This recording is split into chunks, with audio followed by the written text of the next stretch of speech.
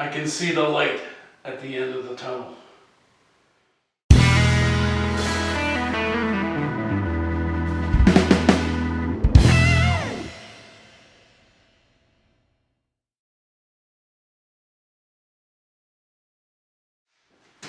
Hey gang, welcome back to the Alley Cat Workshop. Mark LeBlanc here, and on this video we're going to be building the crown molding for the cabinets. Now before we go back in time and I show you how we did this build, I'd like to personally thank the folks at DowelMax. So as you know, I bought this tool a couple of months ago, and a couple of weeks ago they reached out to me and they sent me a really nice care package. So I got depth gauge and a couple more drill bits and some dowels. I really stand by this product. It has been a godsend in my shop, honestly, for what I've been using it. And like I keep saying, if you don't have one, it's because you need it. You just don't know about it yet. Go get one of these things. They're absolutely fantastic. And I have to commend the company itself. They stand by their product and they really have excellent customer service. So let's go back in time and show you how I use this again to be able to build the crown molding. Hey gang, Mark LeBlanc welcoming you back to the Alley Cat Workshop. We're in the home stretch with this project. It's only lasted a year and a half, but we're getting there. So that's the good news. Right now I'm starting to work on the crown molding. Crown molding is going to be made into two separate steps. First step is going to be a 4-inch wide piece of wood that's going to be drilled or screwed into the top of the cabinets.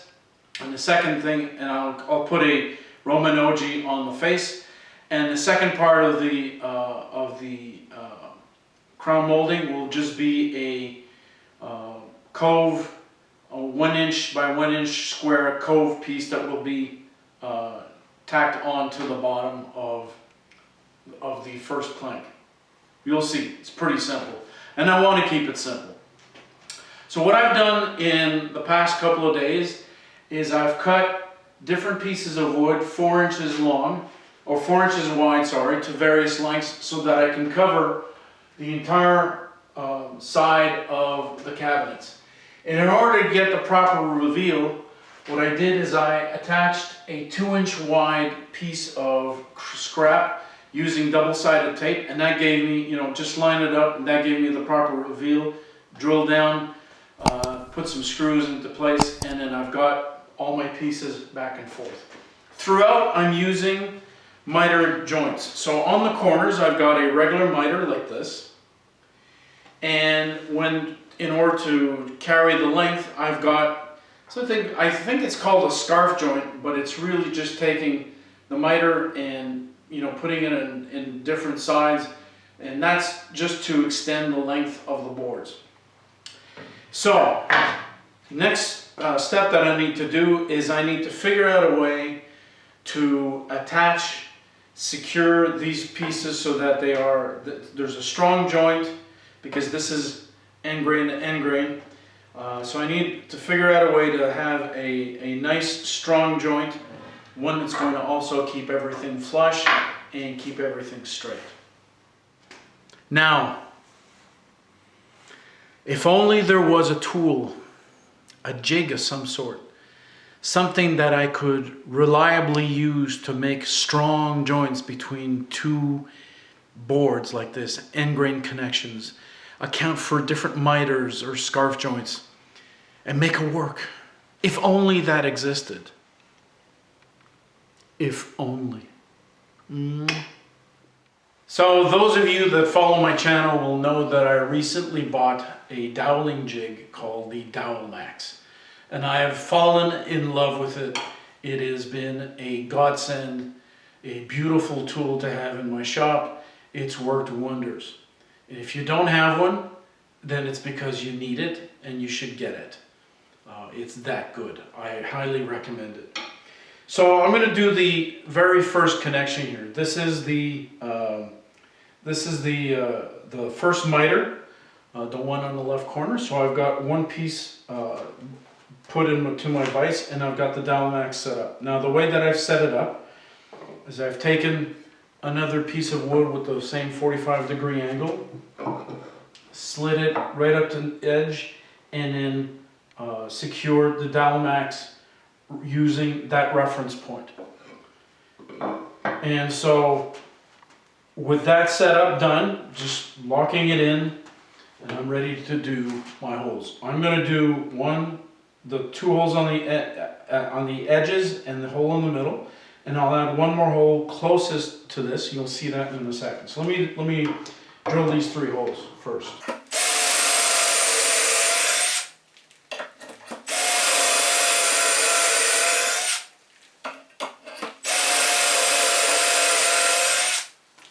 So one of the benefits of DowelMax is precision.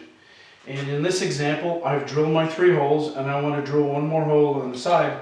DowelMax provides this pin here. This allows you to register the tool on the last holes that you've drilled, lock the tool in place, and be able to continue down the line. And so that's what I'm going to do right now. I've just locked in my tool, and let me drill a final hole here.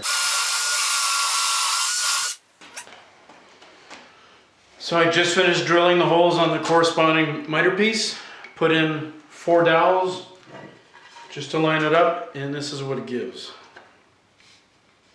It's a perfect joint, flat on this edge, really perfect on this edge. Life is good.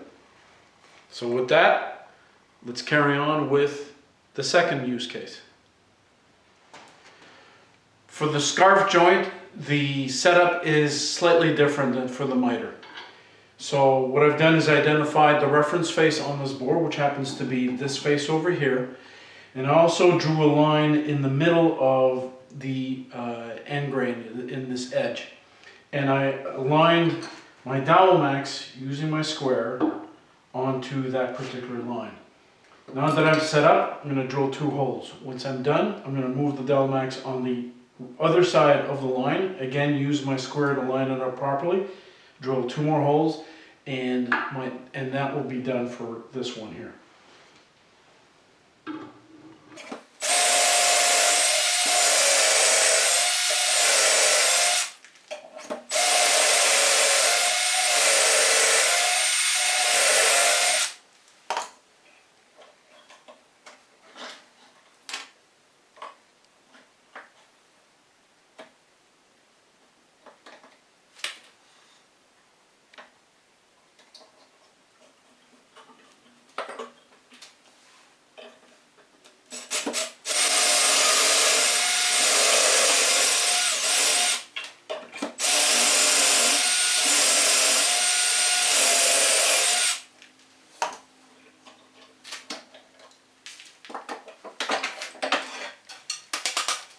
Alright, this edge is done. Let's run a test.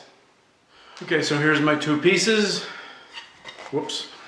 Let's put them on the right side. And just like that, I have a near perfect joint. Love this tool. The next day, I started by cutting the Roman OG detail on the front of the crown molding. Now, since this is white oak, and since it's so hard, I took my time here and cut the profile in 3 passes.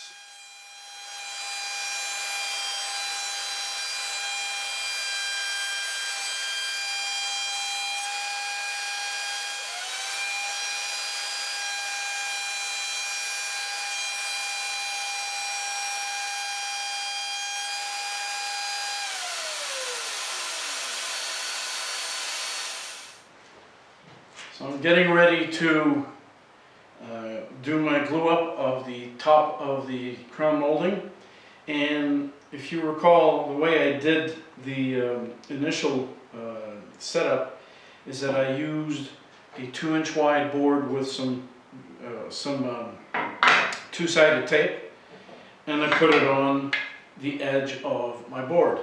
Problem is now is that I have a Roman OG on the edge of my board, so I can't really get a good measurement. So here's what I'm going to do. I'm going to take another 2-inch board, put it on the opposite edge, and that's going to give me my reveal. And then I'll take my piece with the 2-inch with the double-sided tape, put it right next to each other, and there you go. I'm ready to do my installation. Now what I need to do is put in some glue and some dowels before I go up there and drill it into place.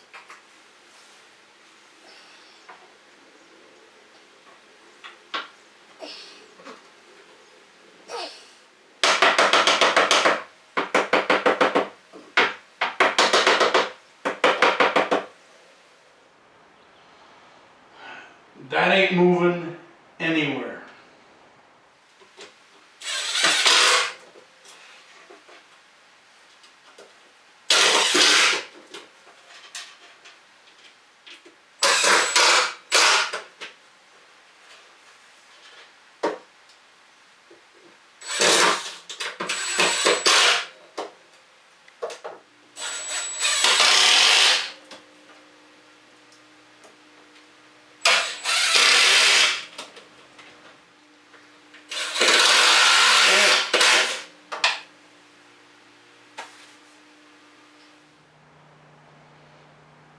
I like it. I like it a lot. Well, good afternoon everyone, back in the shop. Last night before leaving, what I did is I ran a sample on a piece of wood. It's now stuck underneath the top of the crown molding using double-sided tape. And all it is just a cove profile right over here. So, if I turn around and go back to my workbench, I have a large section of stock, more than enough to go all around the cabinets. And I've got my router table set up with a cove cutting bit. I'm going to do 2 passes in order to cut the profile. And once I'm done, then I'll just be able to install it. My plan is to put some glue and some pin nails from the going directly up, and not have any fasteners directly with the cabinet itself. So this is going to be fastened only with the original, or with the first piece of the crown molding, which is up there. All right, let's get to work. Should be pretty easy and pretty simple to do. And that, folks, should be pretty much the end of the woodworking on this project. So like I said, I ran my boards through using a couple of passes to cut the cove detail, and then went to the table saw and cut off a 1-inch strip with the cove, and that's what I used for the second piece of the molding. Alright, start by putting some glue on the back side. On the top side, I should say. I don't want the back to glue it all to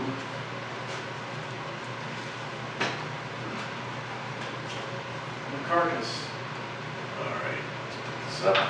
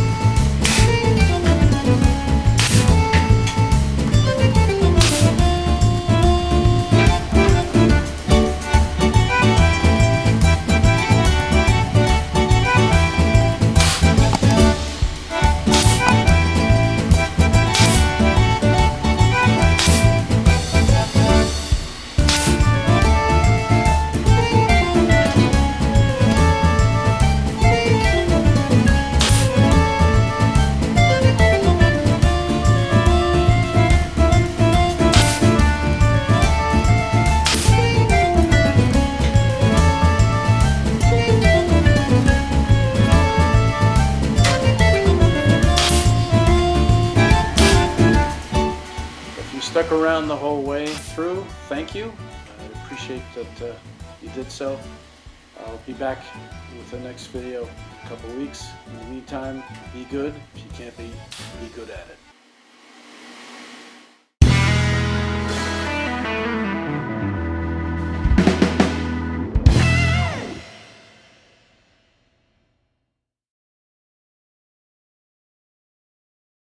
So let me put this together. I mean, that's almost perfect. It's really, really good. One thing I did find out is I need to drill 2 holes that are closer together as opposed to being spread out, because it has a tendency to go through the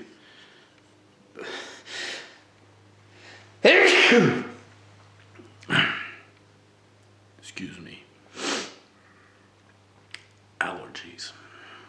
So for the scarf joint, I have to be very careful. It's not very complicated.